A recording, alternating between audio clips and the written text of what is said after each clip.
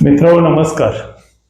आपण कोणतीही गोष्ट करत असताना ते गांभीर्यानं करण्यापेक्षा काळजीपूर्वक करावी असं नेहमी सांगितलं जातं. काळजीपूर्वक करणं आणि गांभीर्यानं करणं याच्यामध्ये खूप फरक पडतो. आपल्याला एखादी गोष्ट करायची असते किंवा आपल्याला एखादं काम करायला सांगितलेलं असतं, त्यावेळेस जेव्हा आपण ती गोष्ट गांभीर्यानं करायला लागतो त्यावेळेस आपल्याकडून काही चुका होऊ शकतात. आपल्याला एखादी गोष्ट करायला सांगितल्यानंतर किंवा एखादं काम करायचं असतं त्यावेळेस आपण ते काम पटकन संपवून टाकू आणि मोकळे होऊ असा विचारही खूप वेळा करतो. त्यामुळं आपण ते काम करायला सुरुवात करतो आणि ते काम करत असताना त्याच्यामध्ये आपला सराव इतका होत जातो की नकळतपणे आपल्याकडून तो महत्त्वाचा क्षण, महत्त्वाची गोष्ट सुटू शकते आणि त्याचा परिणाम आपलं ते कामच पूर्ण विस्कटण्यामध्ये किंवा यशस्वी न होण्यामध्ये होऊ शकतो. त्यामुळं कोणतंही काम करत असताना सिन्सिअरली करा, सिरियसली नको असं नेहमी सांगितलं जातं. विशेषतः विज्ञानाच्या प्रयोगशाळा आणि विज्ञानातले प्रयोग करत असताना त्या ठिकाणी या गोष्टीची काळजी घेणं हे खूप महत्त्वाचं असतं. एकदा ती सवय आपल्याला विद्यार्थी दशेमध्ये लागली की ती पुढे आपल्या आयुष्याचा एक भाग बनून जाते. आपण कुठलंही काम हे अत्यंत काळजीपूर्वक आणि योग्य पद्धतीनं असं करतो. एकदा काय झालं, एक गाव होतं. त्या गावाच्या बाहेर मोठा आश्रम होता. त्या आश्रमामध्ये अनेक विद्यार्थी शिक्षण घेत होते आणि त्यांच्यामध्ये एक अतिशय चुणचुणीत असा विद्यार्थी होता. त्या विद्यार्थ्याला कुठलीही गोष्ट आपल्याला पटकन मिळावी, आपल्याला यश पटकन मिळावं, आपण खूप मोठं लवकर व्हावं असं वाटत असायचं. तो त्याच्या गुरुंना भेटतो आणि सांगतो, गुरुजी मला असं काहीतरी शिकवा, असं काहीतरी द्या की ज्याच्यामुळे मी पटकन खूप श्रीमंत होऊ शकेल, माझ्याकडे खूप संपत्ती येऊ शकेल, माझ्याकडे खूप पैसे असतील.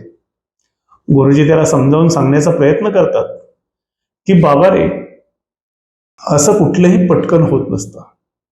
तुला यशस्वी व्हायचं असेल, तुला पैसे कमवायचे असतील तर त्याच्यासाठी कष्ट करायला पाहिजे. कष्ट केल्यानंतर त्याच्यातून त्या गोष्टी साध्य होऊ शकतात आणि त्या खऱ्या अर्थानं चांगल्या असतात, शाश्वत असतात, त्या आपल्या बरोबर कायमस्वरूपी राहणारे असतात. त्यामुळे तू असा विचार सोडून दे. पण तो विद्यार्थी म्हणतो, आपण दिलेले मंत्र, आपण दिलेले शिक्षण हे मी मनापासून घेतलेलंच आहे, घेतोय. मात्र आता मला एक शेवटचा मंत्र असा द्या किंवा एक अशी गोष्ट मला द्या की ज्याच्यामुळे मी खूप पटकन खूप श्रीमंत होऊ शकेल.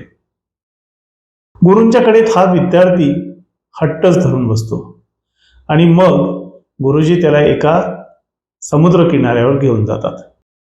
त्या ठिकाणी खूप असे दगडाचे छोटे छोटे ढीग पडलेले असतात, वाळूच्या खड्यासारखेच असे ते मोठे ढीग असतात आणि त्यातल्या एका ढिगाजवळ गुरु त्याला घेऊन जातात आणि सांगतात, बाळा रे, याच्यामध्ये एक असा दगड आहे की जो दगड एखाद्या लोखंडाच्या गोष्टीला जर आपण चिटकवला, एखाद्या लोखंडाच्या गोष्टीला जर त्या दगडाचा स्पर्श झाला तर त्या लोखंडाच्या वस्तूचं सोन्याच्या वस्तूमध्ये रूपांतर होतं. वस्तूचा आकार बदलत नाही, मात्र त्याचा धातू बदलतो. पण हा दगड ओळखायचा म्हणजे तो दगड ज्यावेळेस तू हातात घेशील त्यावेळेस त्याच्यामध्ये असलेली ऊर्जा, उष्णता ही तुला जाणवेल. तो दगड हा गरम असेल. हा युवक त्या ढिगाऱ्याजवळ बसतो आणि म्हणतो, गुरुजी आपण मला खूप मौल्यवान भेट देत आहात. मी याच्यातून तो दगड निश्चितपणे शोधून काढेन. धन्यवाद गुरुजी, धन्यवाद, आणि मला यशस्वी होण्यासाठी आशीर्वाद द्या.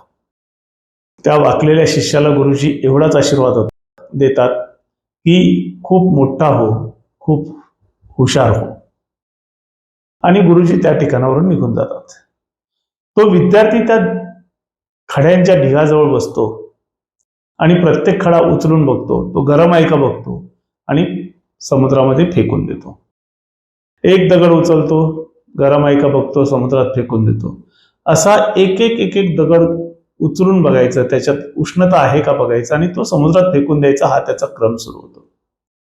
पहिला दिवस जातो, दुसरा दिवस जातो, तिसरा दिवस जातो. आता त्याच्या हाताला सवय झालेली असते.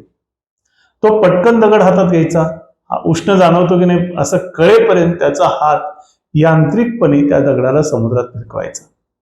6 महिने गेल्यानंतर अखेर तो दिवस उजाडला. त्याने यांत्रिकपणे त्या ढिगाजवळ येऊन काम सुरू केलं. आता अगदी थोडेच खडे राहिलेले होते, त्याच्यात कुठेतरी दगड असेल असं त्याला वाटत होतं. कारण गुरुजी आपले कधीही खोटं सांगणार नाहीत, आपल्याला चुकीची गोष्ट सांगणार नाहीत असा तो विचार करत असतो. आणि पहिला दगड उचलतो, तो गरम नाही, फेकून देतो. दुसरा दगड उचलतो, गरम नाही, फेकून देतो. असं करत करत त्याचा हाताचा वेग, त्याने ठरवलेलं असतं की आज आता दगड कमी उरलेले आहे, आपण खूप काळजीपूर्वक शोधलं पाहिजे. असा त्याच्या मनात विचार आलेला असताना सुद्धा त्याला घाई इतकी झालेली असते तो दगड शोधण्याची, आणि घाईपेक्षा त्याच्या हाताला आणि मनाला इतकी सवय झालेली असते. तो दगड उचलतो, गरम आहे का जाणवतो का नाही जाणवतो, तोपर्यंत तो त्या दगडाला फेकून देत असतो.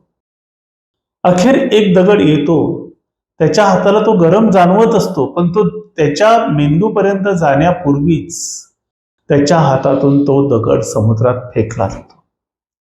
दगड फेकला गेल्यानंतर त्याच्या लक्षात येतं की हा दगड बाकीच्या दगडांच्या पेक्षा गरम होता.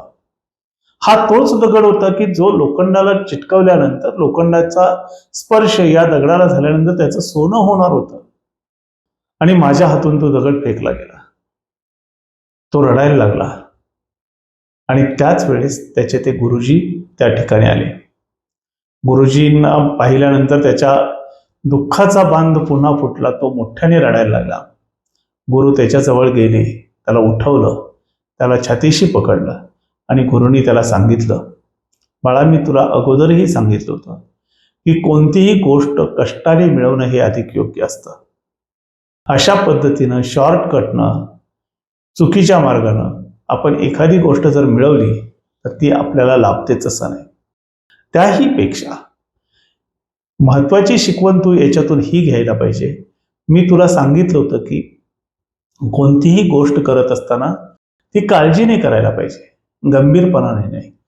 तुला गंभीरता श्रीमंत होण्यासाठीची होती, मात्र त्याच्यामध्ये काळजी जी घ्यायला पाहिजे होती ती काळजी तू घेतली नाही. पहिल्यांदा एवढ्या मोठ्या खडाचा ढीग, त्याच्यातून आपल्याला हा छोटा दगड शोधायचा आहे, या काळजीपोटी तू घाईघाईनं एक एक दगड फेकायला लागलास. तुझ्या हाताला त्यांची सवय झाली, तुझ्या मनाला त्याची सवय झाली, आणि तुला त्याची उष्णता जाणवल्यानंतर ती तुझ्या मेंदूपर्यंत आणि मेंदूपासून मनापर्यंत पोहोचायला जो विलंब झाला, तेवढ्या वेळामध्ये तुझ्या शरीरानं यांत्रिकपणे, अनियंत्रित पद्धतीनं तो दगड समुद्रात फेकून दिला. आयुष्यात कोणतीही गोष्ट करत असताना अशा प्रकारची घाई बरी नव्हे.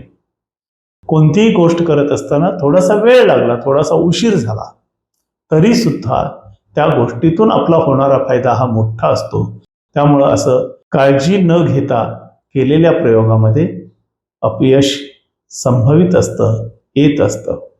ही गोष्ट ह्या प्रकरणातून तू शिकायला हवीस, हा धडा तू घ्यायला हवास. आणि आयुष्यामध्ये कोणतीही गोष्ट करत असताना काळजीपूर्वक जर तू करत गेलास तर तुझ्या आयुष्यामध्ये तू निश्चितपणानं यशस्वी होशील. तू यशस्वी हो बाळा, एवढ्यावरती दुःख मानून तू स्वतःला दोष देत बसू नकोस.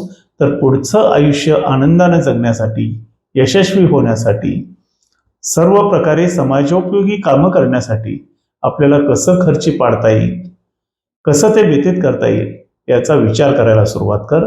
तू खूप मोठा होशील. त्या विद्यार्थ्याला गुरूंचं ते म्हणणं पटलं. गुरुनी जे त्याला सुरुवातीला सांगितलं होतं तरी देखील त्याने हट्ट पकडलेला होता. त्या हट्टातून गुरुनी त्याला मार्ग सांगितला होता, पण त्याच्या धांदरटपणामुळे, त्याच्या गडबडीमुळं, त्याच्या गोंधळामुळे ही हातात आलेली संधी त्याच्याकडून गेलेली होती. असं आपल्या आयुष्यातही होऊ शकतं.